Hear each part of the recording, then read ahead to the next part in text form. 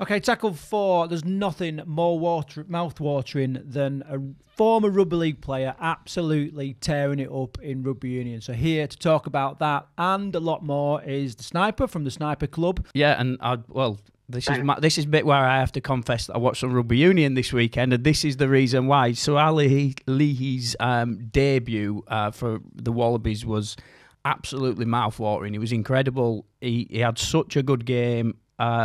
Sniper, we'll dive straight into you. What did you think of his debut this weekend? Is that why you guys are called Rugby League outsiders? Because you've ditched the Rugby League for the Rugby Union? That's just embarrassing. How on earth? I mean, where do your priorities actually lie? Which code? I mean, it's scandalous. It gets worse than that. He's actually sat here with sliders on as well, believe it or not. We did actually say for one April Fool's Day that we was going to just report on Rugby Union for an hour and see if we got called out. Anyway, yeah, it was a one-off, mate. It was a one-off.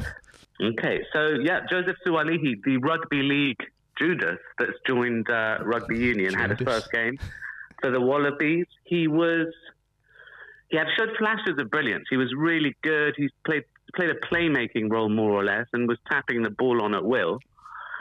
But England should have been away and gone, shouldn't they? I mean, it's scandalous. They weren't far ahead at half-time. And they left the door open for the Aussies. And then from the 65th minute onwards, the wheels fell off completely. And everyone was singing Sua'ali'i's praises like he was, the second coming of the Messiah. So he had a good game, I thought. I thought he had a good game, but it wasn't something that we wouldn't see week in, week out in the NRL or Super League. I thought he played well, but it was nothing extraordinary like he's been hailed for. Yeah, so I think what they're trying to do here is put him up as a poster boy, right, for the Union. And there are many different reasons that they want to do that. When he was playing at the Roosters, he was moved to centre over the last season and a half. And he wasn't doing very well there. He was getting found out. He was getting, isolated in defence. But he was a really, really good winger. So they've obviously brought him in. We thought England would be targeting him, particularly in defence. He was quite solid in Rugby Union. It didn't look like he'd only played Rugby Union in high school. No. So he did have a good game. But we've seen him go missing in the NRL plenty of times, especially at centre. So with all the fanfare, with all the hype, with all the Rugby Australia stuff behind him, he's gone out and had an absolute blinder, which is great. But can he perform week in, week out? That's the question. It remains to be seen. Yeah. What did you make of the game as a whole? Do you know what? I'm going to get some more stick here, but I actually thought it was a pretty decent game. It was pretty free-flowing. It's what we used to expect from Wallabies playing Union. They always used to have a more free-flowing game than what we sort of see over here, and I thought they'd brought that back. I thought, there was pretty quick in attack, and it wasn't bad actually. But yeah, like I say, it was only something we'd see in the NRL week in, week out. But I did think Sua'ali'i did have a good game. I thought he's really good with his hands. He put some really quick ball out, and he was great going up for the kickoffs as well. I think tipping it back. He seemed to be a level above everybody else. Very athletic player. Yeah, I don't know if I was watching rose-tinted glasses a little bit, because I just sort of saw every time I went into contact, he was looking to promote the ball and pass the ball, and England was struggling to wrap the ball up, which you'd see, like Carl said, week in, week out at most levels of rugby league. So, that kind of stood out to me. And I did feel that he was almost passing at twice the speed as anyone else, in a weird way. But like I said, I don't know if I was just willing him to do well because he's a former league player, So, that was my take on it. Really exciting finish. They just went nuts, didn't they, at the end? Yeah. I think they had a really good plan for him. So he was a focal point of the attack. He didn't look like he'd just been recently integrated.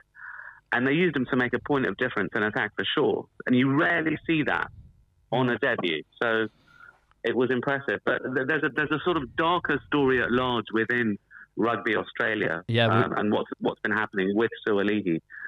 Go on, dive into it. You've got. We're all ears. We're all ears, yeah, definitely. Right. Okay. So basically, Rugby Australia went to the Roosters and they said, we want to loan him back to the Roosters in 2026. Is that possible? Oh, right. That's absolutely scandalous. Yeah. Right? So they're heading into a World Cup. They've got the what is it? What's it called? The Lions and Irish Lions? Yeah. British and Irish Lions. Yeah, British and Irish Lions, yeah. Yeah. So that's happening as well. And it shows what bad shape Rugby Australia are actually in. So how can you go with your prize asset, who is supposed to be the second coming of the Messiah, and say, guys, do you want to loan him back? Because we can't afford to pay you. What's his management thinking? Yeah. What's his agent thinking? What have they got themselves into? Yeah. So that's really what bad. Is him as a player, what's he thinking, and what are the players around him thinking? There's a whole load of like different levels to this. I think you're right. Absolutely, it's dark. I mean, everyone's fighting against the major superpower in world sport, which is the Premier League. So all the sports like ours that are fairly niche these days are on their knees, including rugby union, because the investors, the hedge funds, the private equity firms are trying to buy these big clubs and make them trophies. Yeah. So Rugby Australia is $89 million in debt. They've got a drawdown facility, which is a loan facility from a private equity firm. That means it's like an overdraft. They've given them an $80 million overdraft, and they've already taken $50 million of their overdraft. Wow. So they're massively in debt, and they're borrowing for the future. So they've literally put their bollocks on the line, sorry to swear. No, that's all right. And said, we're going to take a major punt on Sua'ali'i. His salary is around $2 million a year.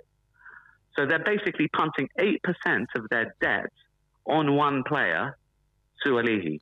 Wow. Which is unheard of. That's massive, massive risk. And that shouldn't be allowed. If you look at, German football clubs, for example, they're owned by the supporters. All the prize assets in the UK have been sold off to, Russian oligarchs or Saudis or whoever. Now, Rugby Australia is starting to sell it off as well. They've got vultures circling overhead in private equity funds that, want to take them down to earn a buck off these complicated drawdown facilities and loans and bonds and restructuring this and that. Shouldn't be allowed. How can the state of the game get us to where we are today? Well, I mean, what's the 5-year prediction for that? I mean, it's just I can't see the sport ever recovering from that amount of debt. All right, so let's say they have a decent World Cup and a decent tour. They're projecting to make, I think, somewhere in the region of $200 million. Right. By the time that actually starts, they'd have probably got a second loan facility and spent that forward as well. Yeah. So the interest rate on that loan alone is 10.62%. So you're going to be paying $5 to $6 million just to service the interest without actually paying back what you owe.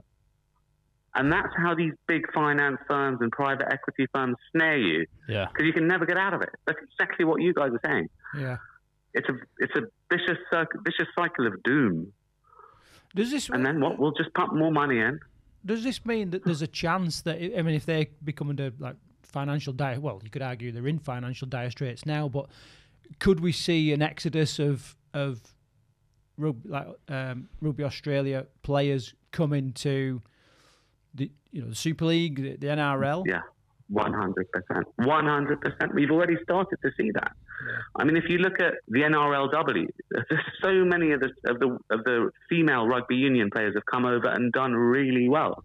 You've got players like Tyler King, who played in the women's final yesterday for New Zealand. You've got a superstar winger called Stacey Wacker. She's unbelievable. She played in the Olympics in the nines competition. You may remember her. So it's happening. But there's still a stigma in the union where the rugby league players that join are frowned upon and they're sort of marginalised, like pariahs. Mm. They're turning their nose up at the league. Things are starting to turn, and I hope that, we don't sell ourselves to the devil. You don't have a franchise for Hunslet or a franchise for Keith Lee or anyone. You've got to protect our clubs. You can't be selling them off to these firms that want to make a quick buck, put men in suits in control, not people that understand the sport or have a passion to grow the game. So, yeah, it's a sorry state of affairs. highlighted by the mess that Rugby Australia itself is in.